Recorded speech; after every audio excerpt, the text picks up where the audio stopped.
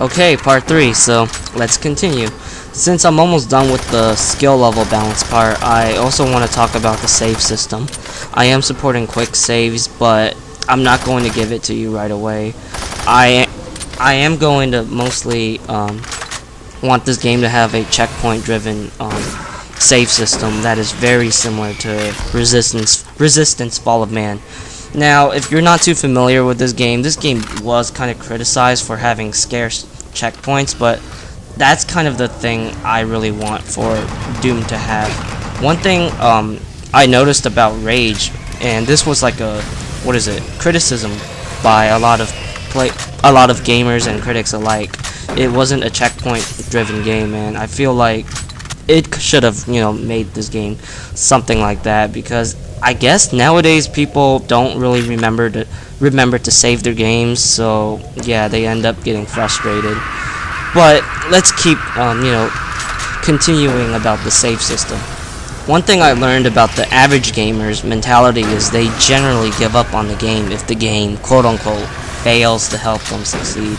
The hardcore gamer will always want that encouragement to get better, no matter how many attempts or deaths they have to go through.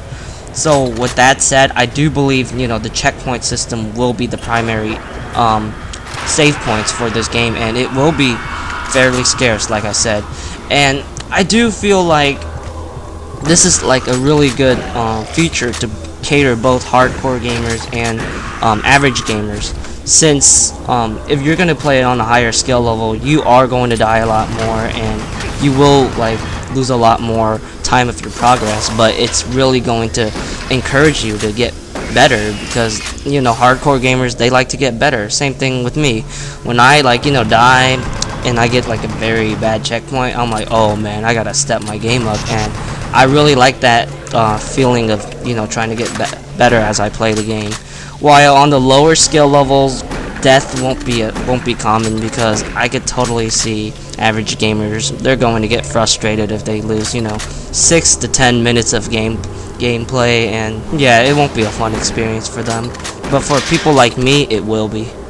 The checkpoint system will be very it will be balanced. Like if I give you 6 to 7 minutes of gameplay, and it takes you maybe like around 40 minutes of trying to beat that 6 to 7 minutes of gameplay, you'll get a checkpoint. And let's just say there's this one part that should take you only like around 2 to 3 minutes to beat it, but you're going to have to die so many times, then yeah, it's really reasonable for me to give you a checkpoint before you engage that 2 to 3 minute battle, because I don't know, man, maybe I might throw in a lot of enemies that can kill you instantly, or I might not give you any health packs, and I expect you to beat this very hard fight with only having 2 health or whatever.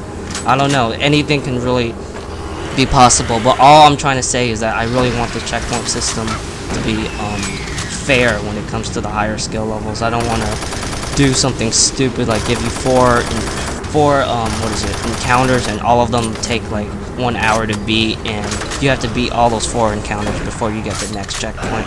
Something like that is just not really reasonable, and it's actually a very poor game design choice.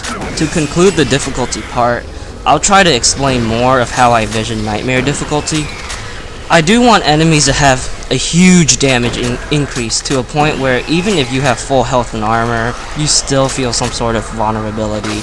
I don't know about supporting more health, because bullet sponges are never fun to fight, but I guess it depends on the enemy.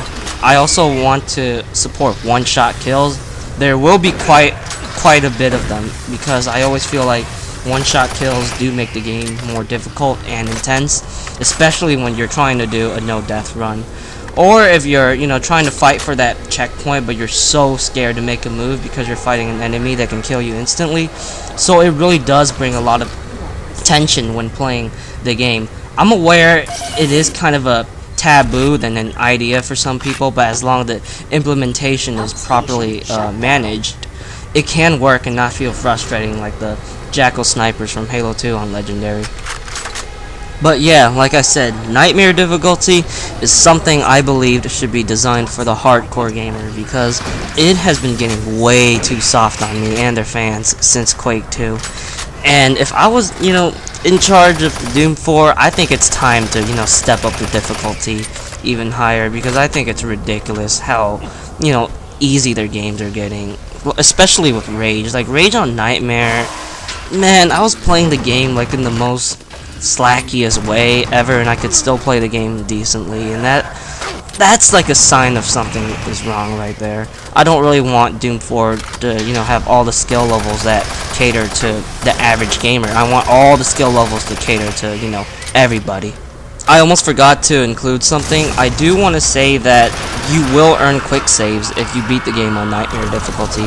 The main reason why I want to give you Nightmare difficulty is to let you, enjoy the game how you want to play it. Maybe you want to try a new strategy or take risky routes, and you don't want to really die and backtrack and do all of that stuff again. So yeah, quick saves will basically make your experimentation while playing the game a lot more of a smoother experience.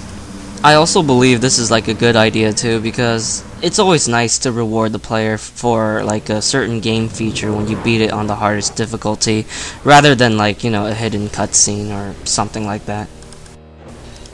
So now for the enemies. I always believed the Doom franchise has a lot of unique and memorable enemies. Even the Doom 3 enemies were also interesting to look at.